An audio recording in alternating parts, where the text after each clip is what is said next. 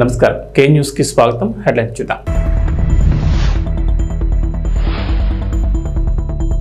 తెలంగాణలో కొత్త రేషన్ కార్డులు, సోషల్ మీడియాలో పోస్టులు viral. Telangana skill university Anand Mahindra కీలక నిర్ణయం, ఆటోమోటివ్ డిపార్ట్మెంట్ను దత్తత తీసుకుంటామని ప్రకటన.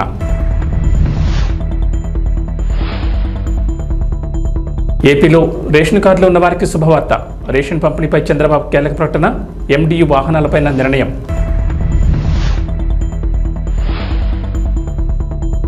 ఏపీ తెలంగాణకు మరోసారి రెయిన్ అలర్ట్, పలు జిల్లాల్లో భారీ వర్షాలు, ఎల్లో అలర్ట్ జారీ చేసిన అధికారులు. తెలంగాణలో కొత్త రేషన్ కార్డుల కోసం చాలా మంది ఎదురు చూస్తున్నారు. చాలా ఏడుగా కొత్త రేషన్ కార్డులు మంజూరు చేయకపోవడంతో కుటుంబాలు వేరుపడిన వారు, కొత్తగా పెళ్లిళ్లు చేసుకున్న వారు కార్డుల కోసం పడిగాపులు కాస్తున్నారు. అసెంబ్లీ ఎన్నికల్లో విజయం సాధించి అధికారంలోకి వచ్చిన కాంగ్రెస్ ప్రజాపాలన పేరుతో దరఖాస్తులు స్వీకరించింది. అయితే రేషన్ కార్డులు మాత్రం మంజూరు చేయలేదు. తాజాగా కొత్త రేషన్ కార్డులు జారీ చేయాలని తెలంగాణ కేబినెట్ నిర్ణయం తీసుకుంది. ముఖ్యమంత్రి రేవంత్ రెడ్డి అధ్యక్షతన 2 రోజుల క్రితం రాష్ట్ర కేబినెట్ సమావేశమై పలు నిర్ణయాలు తీసుకుంది. రాష్ట్రంలో కొత్త రేషన్ కార్డుల జారీ విధి విధానాల రూపకల్పనకు పౌర సరఫరాల శాఖ మంత్రి ఉత్తమ్ కుమార్ రెడ్డి అధ్యక్షతన కేబినెట్ సబ్ కమిటీని ఏర్పాటు చేయాలని మంత్రివర్గం డిసైడ్ అయింది. మంత్రులు సీతక్క, శ్రీధర్ బాబు, పొన్నం ప్రభాకర్ ఈ కమిటీలో సభ్యులుగా ఉండనున్నారు. రేషన్ కార్డు, ఆరోగ్యశ్రీ కార్డు విడిగా ఇవ్వాలని మంత్రివర్గం నిర్ణయం తీసుకుంది. కాగా రేషన్ కార్డుల దరఖాస్తుకు ప్రాసెస్ ఇదేనంటూ సోషల్ మీడియాలో కొన్ని వార్తలు వైరల్ అవుతున్నాయి. కొత్త రేషన్ కార్డుల దరఖాస్తు ప్రక్రియ, వాటి స్టేటస్ తెలుసుకునే విధానం ఇదేనంటూ కొందరు సోషల్ మీడియాలో పోస్టులు వైరల్ చేస్తున్నారు. అయితే ఇది సోషల్ మీడియాలో వైరల్ అవుతున్న పోస్టు మాత్రమే. ప్రభుత్వం నుంచి ఇప్పటి వరకు అప్లికేషన్లకు సంబంధించిన అధికారిక ప్రకటన రాలేదు. గతంలో ప్రజాపాలన నుంచి దరఖాస్తులు స్వీకరించారు. కేబినెట్ సబ్ కమిటీ నివేదిక తర్వాత అప్లికేషన్లకు సంబంధించిన పూర్తి క్లారిటీ వచ్చే అవకాశం ఉంది. తెలంగాణలో నిరుద్యోగాన్ని తగ్గించడం, ప్రైవేట్లో యువతకు పెద్ద ఎత్తున ఉపాధి అవకాశాలు కల్పించడమే లక్ష్యంగా తెలంగాణ ప్రభుత్వం యంగ్ ఇండియా స్కిల్ యూనివర్సిటీ ప్రారంభిస్తున్నట్లు ప్రకటించిన సంగతి తెలిసిందే.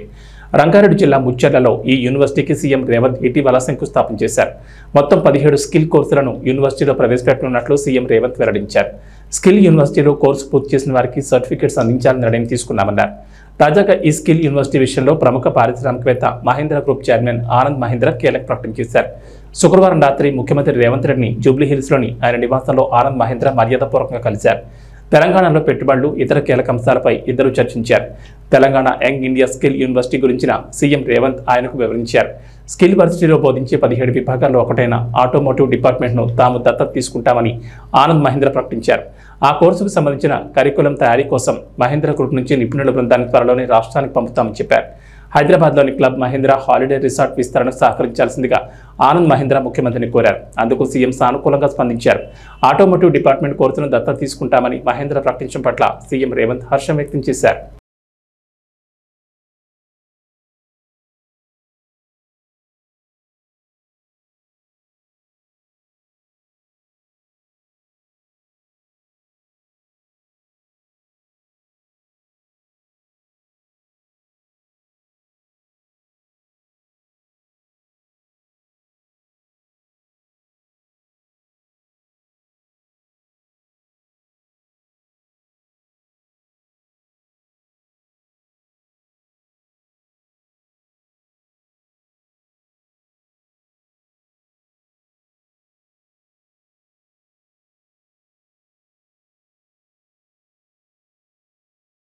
ఆంధ్రప్రదేశ్లో రేషన్ కార్డులు ఉన్న వారికి ముఖ్యమంత్రి చంద్రబాబు శుభవార్త చెప్పారు. రాష్ట్రంలో నిత్యావసర వస్తువుల ధరలు నియంత్రణపై దృష్టి పెట్టాలని అధికారులకు కీలక సూచనలు చేశారు. ముఖ్యమంత్రి చంద్రబాబు అమరావతి సచివాలయంలో పౌర సరఫరాల శాఖపై సమీక్ష నిర్వహించారు. ఈ సమావేశంలో ధాన్యం సేకరణ విధానం, రేషన్ బియ్యం సరఫరా, డోర్ డెలివరీ విధానం పనితీరు, నిత్యావసర ధరల నియంత్రణపై ప్రధానంగా చర్చించారు. గత టీడీపీ ప్రభుత్వ హయాంలో రేషన్ షాపుల ద్వారా అనేక రకాల సరుకులు ఇచ్చేవాళ్లమని గుర్తు చేశారు. గత వైఎస్ఆర్సీపీ ప్రభుత్వం వాటిని రద్దు చేసిందన్నారు. అయితే ఆ సరుకుల పంపిణీని పునరుద్ధరించాలని అధికారులను ఆదేశించారు. రాష్ట్రంలో ధరల నియంత్రణ సాధ్యమవుతుందని, వ్యవసాయ, మార్కెటింగ్, పౌర సరఫరాల శాఖలు సమన్వయంతో పనిచేయాలని చంద్రబాబు సూచించారు. రాష్ట్రంలో పౌర సరఫరాల శాఖ ద్వారా 2372 కౌంటర్లు ఏర్పాటు చేశామని, మార్కెట్ రేటు కంటే తక్కువ ధరకే కందిపప్పు, బియ్యం విక్రయిస్తున్నట్లు ముఖ్యమంత్రికి అధికారులు వివరించారు. మార్కెట్లో కందిపప్పు 180 రూపాయలు ఉంటే ప్రత్యేక కౌంటర్లో 150కి, బియ్యం కూడా కేజీ 48కి విక్రయిస్తున్నట్లు తెలిపారు.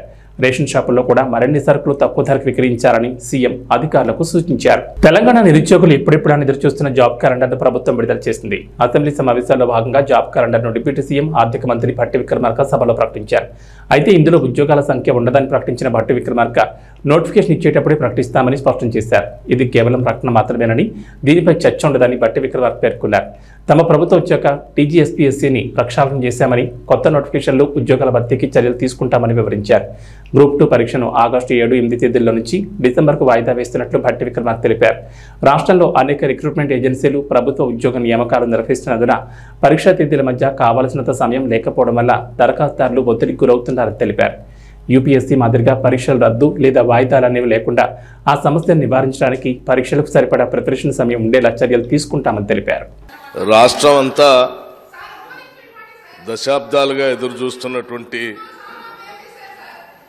నిరుద్యోగ యువతీ యువకుల యొక్క ఆశల్ని నిజం చేయటం కోసం ఆనాడు కాంగ్రెస్ పార్టీ ఆధ్వర్యంలో మేము ప్రభుత్వంలోకి రాగానే నిరుద్యోగ యువతీ యువకుల ఉద్యోగాలు నియమించే ప్రక్రియని వెంటనే మొదలు పెడతాం. పబ్లిక్ సర్వీస్ కమిషన్ ప్రక్షాళన చేస్తాం. తద్వారా నిరుద్యోగ యువతీ యువకులకి ఎప్పుడు పరీక్షలు జరుగుతాయో తేదీలతో సహా ముందుగానే ఆ క్యాలెండర్ను ప్రకటిస్తాం. తద్వారా జరిగేటువంటి పోటీ పరీక్షల్లో ఇబ్బంది లేకుండా, ఓవర్లాప్ కాకుండా, సమస్యలు ఉత్పన్నం కాకుండా ఉండేటట్టుగా చేస్తామని ఆ రోజు మాటిచ్చాం. దానికి అనుగుణంగానే ఈరోజు కాంగ్రెస్ ప్రభుత్వం, ప్రజాప్రభుత్వం, రాష్ట్ర ముఖ్యమంత్రి రేవంత్ రెడ్డి గారి నాయకత్వంలో ఈరోజు జాబ్ క్యాలెండర్ని మనం చాలా రోజుల నుంచి ఎదురు చూస్తున్నటువంటి జాబ్ క్యాలెండర్ సంబంధించి ఈరోజు ప్రకటన ప్రభుత్వ తరఫున చేస్తూ ఉన్నాం. అధ్యక్ష, తెలంగాణలో ప్రభుత్వ ఉద్యోగార్థులు ఖాళీలో నోటిఫికేషన్ల జాప్యం, తరచుగా వాయిదాలు, పరీక్షల రద్దు, ప్రశ్నాపత్రాలు లీక్ అవ్వటం, వేరే పరీక్ష తేదీలు ఒకటే అవ్వటం, వీటి వల్ల చాలా ఇబ్బందులు పడుతూ ఉన్నారు. పోటీ పరీక్షలకు సన్నద్ధం అయ్యే యువతల్లో ఈ సమస్యలు తీవ్రమైన నిరుత్సాహాన్ని కలిగించాయి. ఆంధ్రప్రదేశ్ ముఖ్యమంత్రి నారా చంద్రబాబు నాయుడు మహిళలకు శుభవార్త చెప్పారు. రాష్ట్ర వ్యాప్తంగా వీరున్నన్ని మహిళా వసతి గృహాలను అందుబాటులోకి తేవాలని ఆదేశించారు. రాష్ట్రంలో ఉద్యోగుల కోసం అవసరమైన ప్రతి చోట మహిళా హాస్టల్స్ ఏర్పాటు చేయాలని అధికారులకు సూచించారు. సచివాలయంలో మహిళా శిశు సంక్షేమ శాఖపై ముఖ్యమంత్రి అధికారులతో సమీక్ష నిర్వహించారు. పలు కీలక అంశాలపై చర్చించారు. రాష్ట్రంలోని జిల్లా కేంద్రాలు, కార్పొరేషన్ స్థాయిలో 100 హాస్టల్స్ ఏర్పాటు చేసేందుకు చర్యలు తీసుకుంటున్నామని అధికారులు సీఎంకు వివరించారు. అయితే ఉద్యోగుల సంఖ్యను బట్టి అవసరమైతే డివిజన్ స్థాయిలో హాస్టల్స్ ఏర్పాటు చేయాలన్నారు. వసతి గృహాల దగ్గర చిన్నారుల సంరక్షణ కేంద్రాలు ఉండేలా చూడాలని, ప్రభుత్వ ప్రైవేట్ భాగస్వామ్యంతో వాటి నిర్వహణను ముందుకు తీసుకెళ్లాలని చంద్రబాబు సూచనలు చేశారు. మహిళా వసతి గృహ భవనాలను ముందుగా ప్రభుత్వమే అద్దెకు తీసుకుని నిర్వహిస్తుంది. ప్రభుత్వ ప్రైవేట్ భాగస్వామ్యంతో లేని పక్షంలో స్వచ్ఛంద సంస్థల సహకారంతో వీటిని కొనసాగించనున్నారు. ఈ హాస్టల్స్ సంబంధించి నివేదికలు సిద్ధం చేయాలని అధికారులని ముఖ్యమంత్రి ఆదేశించారు. రాష్ట్ర వ్యాప్తంగా ఉన్న మినీ అంగన్వాడీ కేంద్రాలపై సమీక్ష చేశారు. గిరిజన ప్రాంతాల్లో ఎస్సీ జనాభా అధికంగా ఉన్న చోట అంగన్వాడీ కేంద్రాలను అప్గ్రేడ్ చేయాలని సూచించారు. అవసరమైతే దాతల ద్వారా అంగన్వాడీ కేంద్రాలను అభివృద్ధి చేసేందుకు మేము సైతం కార్యక్రమాన్ని తిరిగి అమలు చేయాలని ముఖ్యమంత్రి అధికారులను ఆదేశించారు. ఆంధ్రప్రదేశ్లో కొత్తగా పథకాలు అమలు చేస్తున్నారు. సూపర్ 6లో భాగంగా త్వరలో మరికొన్ని పథకాలను అమలు చేసేందుకు సిద్ధమవుతున్నారు. తాజాగా మహిళలకు ఉచితంగా 3 గ్యాస్ సిలిండర్ల పథకం అమలు చేసేందుకు సిద్ధమవుతుందనే చర్చ జరుగుతోంది. ఈ క్రమంలో కొందరు ఈకేవైసీ పేరుతో కొత్త దందాకు తెరతీశారు. కొంతమంది ప్రైవేట్ గ్యాస్ ఏజెన్సీ నిర్వాహకులు ఈకేవైసీ పేరిట దోపిడీ చేస్తున్నారు. 3 ఉచిత గ్యాస్ సిలిండర్లు కావాలంటే ఈకేవైసీ చేయించాలని ప్రచారం చేస్తున్నారు. అవకాశం దొరికింది కదా అనుకుని ఒక్కొక్కరి నుంచి 400 వసూలు చేస్తున్నారు. ఇటీవల కాలంలో రాష్ట్ర వ్యాప్తంగా కొంతమంది ఈకేవైసీ పేరుతో దోపిడీ జరిగింది. ప్రభుత్వం ఇచ్చే 3 ఉచిత గ్యాస్ సిలిండర్లు కావాలంటే డబ్బులు చెల్లించాల్సిందేనని నిర్వాహకులు మాయమాటలు చెబుతున్నట్లు తెలుస్తోంది. కేంద్రం కూడా అక్రమంగా ఉన్న గ్యాస్ కనెక్షన్లు తొలగించేందుకు వినియోగదారుల్ని ఈకేవైసీ చేయించుకోవాలని ఆదేశించిన సంగతి తెలిసిందే. ఇదే అదునుగా ఈకేవైసీ లేకపోతే 3 ఉచిత గ్యాస్ సిలిండర్లు రావనే ప్రచారాన్ని మొదలుపెట్టారు. కొంతమంది అమాయకంగా 3 ఉచిత గ్యాస్ సిలిండర్లు రావేమో అనే భయంతో ఈకేవైసీ కోసం గ్యాస్ ఏజెన్సీలకు క్యూ కడుతున్నారు. అక్కడ ఒక్కొక్క వినియోగదారు నుంచి 400 వసూలు చేస్తున్నారు. ఈ దోపిడీపై అధికారులకు ఫిర్యాదు చేసినా పట్టించుకోవడం లేదని కొందరు చెబుతున్నారు. ఎస్సీ వర్గీకరణపై సుప్రీంకోర్టు తీర్పుకు వ్యతిరేకంగా పోరాటం చేయాల్సిన అవసరం ఉందని, వర్గీకరణకు మద్దతు తెలిపిన కేంద్ర రాష్ట్ర ప్రభుత్వాలపై తిరుగుబాటుకు సిద్ధం కావాలని దళిత బహుజన పార్టీ జాతీయ అధ్యక్షుడు, సుప్రీంకోర్టు న్యాయవాది వడ్లమూరి కృష్ణస్వరూప్ పిలుపునిచ్చారు. హైదరాబాద్ హిమాయత్ నగర్లోని పార్టీ కేంద్ర కార్యాలయంలో ఏర్పాటు చేసిన సమావేశంలో మాల మహానాడు నేతలతో కలిసి ఆయన మాట్లాడారు. వర్గీకరణపైన సుప్రీంకోర్టు తీర్పు రాజ్యాంగ వ్యతిరేకమన్నారు. ఆర్టికల్ 341 నిబంధనలు ధిక్కరించి బీజేపీ మోడీ ఇచ్చిన స్క్రిప్ట్ని వర్గీకరణకు అనుకూలంగా తీర్పిచ్చారన్నారు. తెలంగాణలో వర్గీకరణకు ఆర్డినెన్స్ తెస్తామని సీఎం రేవంత్ రెడ్డి ప్రకటించడాన్ని వారు తీవ్రంగా ఖండించారు. మాలల ఓట్లతో కాంగ్రెస్ ప్రభుత్వం అధికారంలోకి రావడానికి కారణమైన జాతికి వెన్నుపోటు పొడిచి తీవ్రంగా ద్రోహం చేశారని మండిపడ్డారు. వర్గీకరణకు వ్యతిరేకంగా ఈ నెల 29న చెలో సెక్రటరియట్ ముట్టడి కార్యక్రమం నిర్వహిస్తామని, అదేవిధంగా కాంగ్రెస్ బీజేపీ ప్రజాప్రతినిధుల ఇళ్లను ముట్టడించి పెద్ద ఎత్తున నిరసన చేపట్టాలని వారు పిలుపునిచ్చారు. భారత రాజ్యాంగము చెప్పిన పార్లమెంటు 341 అధికరణకి వ్యతిరేకంగా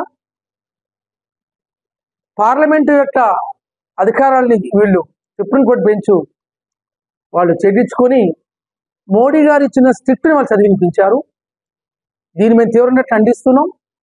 ఇది రాజ్యాంగ వ్యతిరేకమైన తీర్పు. దీనికి వ్యతిరేకంగా దేశంలో ఉన్న కేవలం రాష్ట్రాలలో రాజకీయ పార్టీల యొక్క రాజకీయ ప్రయోజనాలను కాపాడుకోవడం కోసం మాత్రమే ఈ వర్గీకరణ ఈ తీర్పుని సుప్రీంకోర్టు ఇవ్వడం జరిగింది. ఈ తీర్పు వల్ల ఎస్సీ జాబితాలోని 59 కులాలలో ఎంఆర్పిఎస్ మాదిరి కులం పక్కన పెడితే 58 కులాల సామాజిక విద్య ఉద్యోగ రాజకీయ భవిష్యత్తు దెబ్బతినబోతుంది. అంటే మెజారిటీ దళిత కులాలకి భవిష్యత్తుని దెబ్బతీసే విధంగా, వాళ్ళ రాజ్యాంగ ఉమ్మడి హక్కుల్ని కాలరేసే విధంగా సుప్రీంకోర్టు తీర్పు ఇచ్చింది. దీన్ని మేము తీవ్రంగా ఖండిస్తున్నాం. ఈ తీర్పు అమలు చేస్తామని తెలంగాణ రాష్ట్ర ముఖ్యమంత్రి మరి రేవంత్ రెడ్డి గారు అసెంబ్లీలో ప్రకటించడం మేము ఖండిస్తున్నాం. మొన్న ఈ మధ్య జరిగిన ఎన్నికల్లో మాదిగ సమాజ వర్గం మొత్తం బీజేపీకి కృష్ణమా ద్వారా ఓట్లు వేయించారు. కానీ మాల సోదరులు, మాల ఉపకులాలు, దాదాపు దళిత కులాలన్నీ కూడా కాంగ్రెస్ పార్టీని నమ్మి ఓట్లు వేసి ఈ ప్రభుత్వం రావడానికి కారణం. కానీ ఆ దళితుల ఓట్లు, మెజార్టీ దళిత కులాల ఓట్లతోటి గద్దెనెక్కిన ఈ ముఖ్యమంత్రి రేవంత్ రెడ్డి వర్గీకరణ చేస్తామని చాలా సంబరాలు చేసుకుంటున్నాడు. ఆయన ఈ సందర్భంగా మేము రేవంత్ రెడ్డి ప్రవర్తనని, వాళ్ళ ప్రభుత్వ తీరుని మేము ఖండిస్తున్నాం. వర్గీకరణ చేస్తే మిమ్మల్ని రాజకీయ సమాధి చేయడానికి ఈ రాష్ట్రంలో దళితులు తిరుగుబాటు సిద్ధంగా ఉన్నారు. కాబట్టి సుప్రీంకోర్టు తీర్పుని వ్యతిరేకంగా రాష్ట్ర ప్రభుత్వాల యొక్క వర్గీకరణ అనుకూల చర్యలకు వ్యతిరేకంగా, వర్గీకరణకి ఎవరైతే మద్దతు ఇస్తున్నారో ఆ రాజకీయ పార్టీలకు వ్యతిరేకంగా పెద్ద ఎత్తున తిరుగుబాటు చేయాలని, మాల ఉపకులాలకు వర్గీకరణ వ్యతిరేకించే దళిత కులాలందరికీ మేము ఈ సందర్భంగా దళిత బహుజన పార్టీగా, మాల మహానాడు సంస్థగా సంయుక్తంగా పిలుపునిస్తున్నాం. అందువల్ల ఈ నెల 29ని చెలో సెక్రటరియట్ పిలుపునిస్తున్నాం. మరి పెద్ద ఎత్తున వేలాది మంది దళితులు, వర్గీకరణ వ్యతిరేక ఉద్యమకారులు, అంబేద్కర్ వాదులు, దళిత ఉద్యమ సంస్థలు అందరూ కూడా ఈ బీజేపీ కేంద్ర ప్రభుత్వం యొక్క మోడీ ప్రభుత్వ చర్యలకు వ్యతిరేకంగా, సుప్రీంకోర్టు తీర్పుకి వ్యతిరేకంగా, రాష్ట్ర కాంగ్రెస్ పార్టీ యొక్క ప్రభుత్వం యొక్క వర్గీకరణ అనుకూల వైఖరికి వ్యతిరేకంగా తిరుగుబాటు చేయాలని, రేవంత్ రెడ్డి ఇంటిని సచివాలయాన్ని ముట్టించడానికి మరి పెద్ద ఎత్తున తరలి రావాలని ఈ సందర్భంగా పిలుపునిస్తున్నాం. అదేవిధంగా ఆగస్టు 31ని ఆంధ్రప్రదేశ్లో చంద్రబాబు నాయుడు ఈ నివాసాన్ని, ఆంధ్రప్రదేశ్లో అమరావతిలో ఉన్న సచివాలయాన్ని ముట్టడించడానికి కూడా ఈ సందర్భంగా మేము పిలుపునిస్తున్నాం. ఇది రాజ్యాంగ నిబంధనల్ని తొంగలో దొట్టి రాజకీయ ప్రయోజనం ఇచ్చిందే సుప్రీంకోర్టు తీర్పు ఇచ్చింది. కాబట్టి ఇది కేవలం ఎస్సీల వర్గీకరణ సమస్యే కాదు. గతంలో అనేకమైన అంశాలలో రాజ్యాంగ నిబంధనల్ని, రాజ్యాంగ హక్కుల్ని కాలరాసి కేవలం బీజేపీ నరేంద్ర మోడీ నాయకత్వ ప్రయోజనాలు కాపాడటం కోసం, ఆధిపత్య దోపిడీ కులాల రాజకీయ ప్రయోజనాలు కాపాడుకోవడం కోసం మాత్రమే దేశ అత్యున్నత న్యాయస్థానం వివిధ అంశాలలో సుప్రీంకోర్టు తీర్పు ఇవ్వడం అత్యంత సిగ్గుచేటుగా మేము భావిస్తున్నాం. ఇది కేవలం ఎస్సీల వర్గీకరణ అంశమే కాదు. గతంలో ఈవీఎంఎల్ని వ్యతిరేకమని, బ్యాలెట్ పేపర్ ఎన్నికలు జరపమని మరి సుప్రీంకోర్టులో పిటిషన్లు దాఖలు చేస్తే బీజేపీ సిఫార్సు మేరకు దాన్ని రద్దు చేశాం. అదేవిధంగా బాబ్రీ మసీదు కూల్చివేతలో రాజ్యాంగ చట్టాలని పార్లమెంట్ విధానాన్ని వ్యతిరేకంగా తీర్పునిచ్చారు. జమ్మూ కాశ్మీర్ రాష్ట్రాన్ని చీల్చారు. ఆర్టికల్ 362 ఆర్టికల్ తీసుకొచ్చారు. అలాగే క్రిస్టియన్లు, ముస్లింస్, ఇతర నిమ్న జాతుల యొక్క హక్కుల్ని కాలరాసే విధంగా భారత ప్రభుత్వం చేస్తున్న మనువాదుల చర్యల్ని సమర్థిస్తూ ఈ సుప్రీంకోర్టులో తీర్పులు వస్తున్నాయి. దశాబ్దాల నిరీక్షణ తర్వాత పదోన్నతులు పొంది బదిలీ అయిన వేలాది మంది ఉపాధ్యాయులతో ముఖ్యమంత్రి రేవంత్ రెడ్డి ఆత్మీయ సమావేశంలో పాల్గొన్నారు. తెలంగాణ భవిష్యత్తు ఎక్కడుంది అని ఈ క్షణం నన్ను అడిగితే తెలంగాణ యొక్క భవిష్యత్తు ఎల్బీ స్టేడియంలో ఉంది. వేలాది మంది ఉపాధ్యాయుల రూపంలో ఒకే ఒక్క ఆలోచన, ఆశ, మీ చేతుల్లో ఈ తెలంగాణ భవిష్యత్తు ఉంది. ఇవాళ ఈ తెలంగాణ బలమైన తెలంగాణగా, అభివృద్ధి తెలంగాణగా, ఆర్థికంగా నిలదొక్కునే తెలంగాణగా మార్చాలి అంటే గ్రామీణ ప్రాంతాలలో, తండాలలో, గూడాలలో, మారుమూల పల్లెల్లో ఉన్న దళిత, ఆదివాసి, గిరిజనుల, బీసీ పిల్లలు ఇవాళ చదువుకోవాలి. వాళ్లకు చదువు చెప్పి వాళ్ళని డాక్టర్లుగా, లాయర్లుగా, ఇంజనీర్లుగా, ఐఏఎస్, ఐపీఎస్లుగా తీర్చిదిద్దే బాధ్యత మీ మీద ఉంది. అందుకే ఈ తెలంగాణ భవిష్యత్తు మా చేతుల్లో కాదు, మీ చేతుల్లో ఉందని చెప్పడానికి నేను ఇవాళ ఈ సమావేశానికి ఏర్పాటు చేసిన. బడ్జెట్ కు సంబంధించి విద్యకు ప్రాధాన్యత ఉండాలి అని చెప్పి 7.3% ఈసారి విద్యకు 21,000 కోట్ల పైగా ఈరోజు విద్యకు నిధులు కేటాయించడం జరిగింది. కొన్ని వాస్తవాలను కూడా ఈరోజు మనం మాట్లాడుకోవాలి. తెలంగాణ రాష్ట్రంలో 40,000 పైచిలకు పాఠశాలలుంటే ప్రభుత్వ ఆధీనంలో 30,000 పాఠశాలలు ప్రభుత్వ ఆధీనంలో ఉన్నాయి.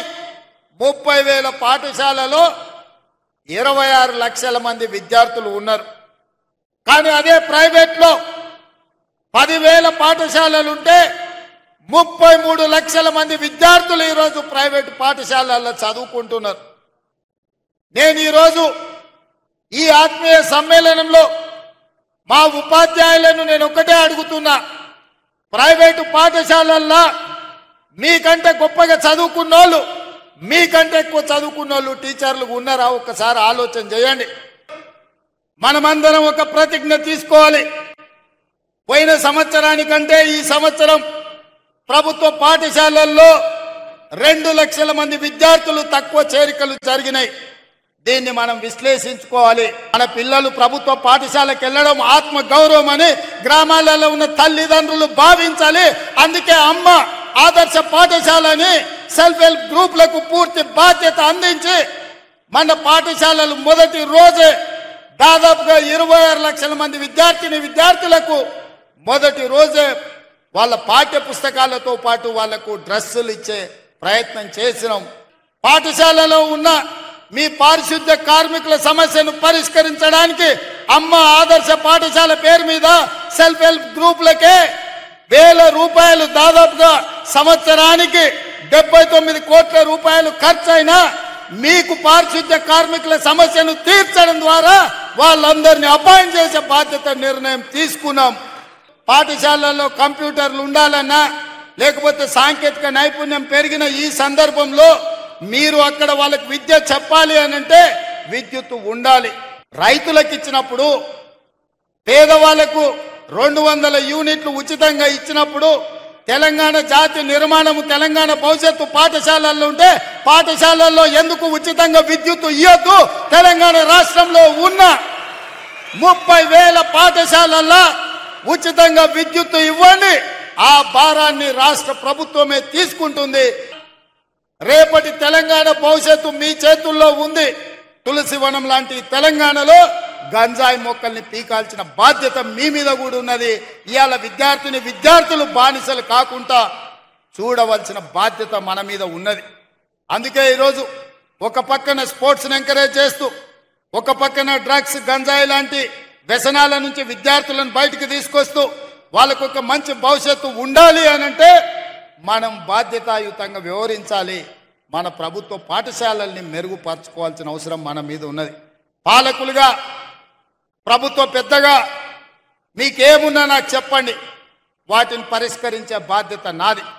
మీరు బాధ్యత తీసుకోండి. పేదవాళ్ళ పిల్లలకు చదువులు చెప్పని మీరు నేర్పించిన విద్యనే రేపు ఈ తెలంగాణ భవిష్యత్తుకు పునాదిగా మారుతుంది. సూర్య శివ కాంబోలో కంగువా రాబోతున్న సంగతి తెలిసిందే. నిర్మాత జ్ఞానవేల్ రాజా ముందు నుంచి కంగువా మీద అంచనాలు పెంచుతూనే ఉంటాడు. అందరూ పాన్ ఇండియా రేంజ్లో చిత్రాలను ప్లాన్ చేస్తున్నారు. ఎన్టీఆర్ దేవర, సూర్య కంగువా, అల్లు అర్జున్ పుష్ప 2, రామ్ చరణ్ గేమ్ చేంజర్, ఇలా అన్ని కూడా పాన్ ఇండియన్ సినిమాలే. ఇక నుంచి పాన్ ఇండియా చిత్రాల సందడే కనిపించేలా ఉంది. సెప్టెంబర్, అక్టోబర్, డిసెంబర్లో ఈ పాన్ ఇండియన్ మూవీస్ సందడి చేయబోతున్నాయి. కంగువా సినిమా దేవరతో పోటీ పడుతోంది. ఈ 2 చిత్రాలు అక్టోబర్ 10న రాబోతున్నాయి. కంగువా వర్సెస్ దేవరలో ఏది గెలుస్తుంది, నిలుస్తుంది అనే చర్చలు పెట్టుకోలేం. మన తెలుగు వరకు వచ్చేసరికి దేవర డామినేషన్ ఉంటుంది, తమిళంలో కంగువా డామినేషన్ ఉంటుంది. నార్త్లో ఏ సినిమా క్లిక్ అవుతుంది అనేది ఇప్పుడు చెప్పలేం. అయితే ఈ 2 చిత్రాలకు 2 పార్ట్లు ఉన్నాయన్న సంగతి తెలిసిందే. దేవర పార్ట్ 2, కంగువా పార్ట్ 2 కూడా రెడీ అవుతున్నాయని సమాచారం. కంగువా మొదటి పార్ట్కు పోటీ ఉండొచ్చు, కానీ రెండో పార్టీకి పోటీ ఎవరూ రాలేరని, సినిమా అంత అద్భుతంగా ఉంటుందని, పార్ట్ 1 రిలీజ్ అయ్యాక ఆ విషయం తెలుస్తుందని నిర్మాత కేఈ జ్ఞానవేల్ రాజా చెప్పుకొచ్చారు. నిర్మాత మాటలను చూసి నెటిజన్లు రకరకాలుగా కామెంట్లు చేస్తున్నారు. ఇది కాస్త ఓవర్ కాన్ఫిడెంట్గా అనిపిస్తుందంటూ ట్రోలింగ్ చేస్తున్నారు. మరి ఈ కంగువా నిజంగానే అందరినీ మెప్పిస్తుందా? దర్శకుడు శివ నిజంగానే కొత్త ప్రపంచాన్ని సృష్టిస్తున్నాడా? సూర్య నేషనల్ వైడ్గా ఆకట్టుకుంటాడా అన్నది చూడాలి. సూర్య ఆల్రెడీ ఆకాశం నీ హద్దురా, జై భీమ్ అంటూ నార్త్ ఆడియన్స్ను ఓటీటీలో ఆకట్టుకున్నాడు. ఇక కంగువానే సూర్యకు మొదటి పాన్ ఇండియన్ మూవీ కానుంది. ఈ చిత్రం థియేటర్లో ఏ మేరకు ఆకట్టుకుంటుందో చూడాలి. మరి భారత శ్రీలంక జట్ల మధ్య శుక్రవారం జరిగిన 3వ వన్డే మ్యాచ్ టై అయింది. అయితే ఓ దశలో భారత్ ఈజీగా గెలిచేలా కనిపించింది. కానీ అనూహ్యంగా చేతిలో 2 వికెట్లున్నా ఒక్క పరుగు చేయలేక మ్యాచ్ను గెలవలేకపోయింది. ఈ మ్యాచ్లో తొలుత బ్యాటింగ్ చేసిన శ్రీలంక నిర్ణీత 50 ఓవర్లలో 8 వికెట్ల నష్టానికి 230 పరుగులు చేసింది. అనంతరం స్వల్ప లక్ష్యంతో బరిలో దిగిన భారత్ కూడా సరిగ్గా 230 పరుగులకు ఆల్అవుట్ అయింది. ఓ దశలో 230/8తో నిలిచింది భారత్. అప్పటికింకా 15 బంతులున్నాయి. 15 బంతుల్లో ఒక్క పరుగు చేసిన విజయం మనదే. కానీ శ్రీలంక కెప్టెన్ చరిత్ అసలంక వరుస బంతుల్లో శివం దూబే, హర్షదీప్ సింగ్ను అవుట్ చేసి మ్యాచ్ను దూరం చేశాడు. భారత్ గెలవకుండా అడ్డుపడ్డాడు. అయితే అనూహ్యంగా టర్న్ అయి తక్కువ ఎత్తులో వచ్చిన బంతికి శివం దూబే ఎల్బీడబ్ల్యూగా అవుట్ అయ్యాడు. శివం దూబే ప్యాడ్లకు బంతి తగలడంతో శ్రీలంక ఆటగాళ్లు అప్పీల్ చేశారు. కానీ అంపైర్ స్పందించలేదు. ఈ గ్యాప్లోనే శివం దూబే, మహమ్మద్ సిరాజ్లు భారత విజయానికి కావాల్సిన పరుగును కూడా పూర్తి చేశారు. కానీ ఇప్పుడే శ్రీలంక కెప్టెన్ చరిత్ అసలంక అంపైర్ నిర్ణయాన్ని సవాల్ చేస్తూ రివ్యూకి వెళ్ళాడు. రివ్యూలో అవుట్ అని తేలడంతో మ్యాచ్ ఉత్కంఠగా మారింది. కానీ 14 బంతుల్లో ఒక్క పరుగు మాత్రమే కావాల్సి ఉండడం, బ్యాటింగ్లో పర్వాలేదనిపించే హర్షదీప్ సింగ్ స్ట్రైకింగ్లో ఉండడంతో భారత్ విజయంపై ధీమాగానే ఉంది. డ్రెస్సింగ్ రూమ్లో ఉన్న విరాట్ కోహ్లీ, హెడ్ కోచ్ గౌతమ్ గంభీర్లు సైతం గెలిచినట్లే భావించారు. ఇక వాతావరణ విషయానికి వస్తే తెలంగాణలో జూన్ మొదటి వారంలోనే నైరుతి రుతుపవనాలు ప్రారంభం కాగా ఆ నెలలో సరిగ్గా వర్షాలు కురవలేదు. అయితే జూలై 2వ వారం నుంచి తెలంగాణ వ్యాప్తంగా విస్తారంగా వర్షాలు కురుస్తున్నాయి. కొన్ని చోట్ల భారీ వర్షాలు, మరికొన్ని చోట్ల ముసురు వర్షంతో వాకులు, వంకలు పొంగి పొర్లుతున్నాయి. జలాశయాలు నిండుకుండలా మారాయి. ప్రాజెక్టులు జలకళను సంతరించుకున్నాయి. ఈ నేపథ్యంలో రాష్ట్రానికి వాతావరణ శాఖ అధికారులు మరోసారి రెయిన్ అలర్ట్ జారీ చేశారు. తెలంగాణ వ్యాప్తంగా వచ్చే 4-5 రోజులు తేలికపాటి నుంచి భారీ వర్షాలకు ఛాన్స్ ఉందని చెప్పారు. ఇవాళ నిర్మల్, నిజామాబాద్, జగిత్యాల, సిరిసిల్ల, ఆదిలాబాద్, ఆసిఫాబాద్, మంచిర్యాల, భూపాలపల్లి, ములుగు, కొత్తగూడెం, కామారెడ్డి, సిద్దిపేట, మెదక్ జిల్లాల్లో భారీ వర్షాలకు ఛాన్స్ ఉందన్నారు. ఈ మేరకు ఆయా జిల్లాలకు ఎల్లో అలర్ట్ జారీ చేశారు. పలు చోట్ల ఉరుములు, మెరుపులతో పాటు ఈదురుగాలులతో కూడిన వర్షాలు కురిసే అవకాశం ఉందని పేర్కొన్నారు. ఉపరితల గాలులు గంటకు 30 నుంచి 40 కిలోమీటర్ల వేగంతో వీచే అవకాశం ఉందన్నారు. ప్రజలు అప్రమత్తంగా ఉండాలని, అవసరమైతేనే బయటకు రావాలని సూచించారు. అటు ఏపీకి వాతావరణ శాఖ రెయిన్ అలర్ట్ ఇచ్చింది. బంగాళాఖాతంలో పశ్చిమ బెంగాల్కు సమీపంలో శుక్రవారం ఉదయం అల్పపీడనం ఏర్పడింది. వచ్చే 24 గంటల్లో పశ్చిమ వాయు దిశగా పయనించి వాయుగుండంగా మారనుందని ఐఎండీ తెలిపింది. ఈ ప్రభావంతో శనివారం నుంచి ఈ నెల 6 వరకు పశ్చిమ బెంగాల్, జార్ఖండ్, ఛత్తీస్గఢ్, మధ్యప్రదేశ్, ఉత్తరప్రదేశ్, రాజస్థాన్లో భారీ నుంచి అతి భారీ వర్షాలు కురుస్తాయని అంచనా వేస్తున్నారు. ఈ ప్రభావం ఆంధ్రప్రదేశ్పై ఉండదని వాతావరణ శాఖ తెలిపింది. రాబోయే 3 రోజుల్లో రాష్ట్రంలోని పలు ప్రాంతాల్లో తేలికపాటి నుంచి ఓ మోస్తరు వర్షాలు కురుస్తాయని భావిస్తున్నారు. ఏబీ బులెటిన్ విశేషాలు. నమస్కారం.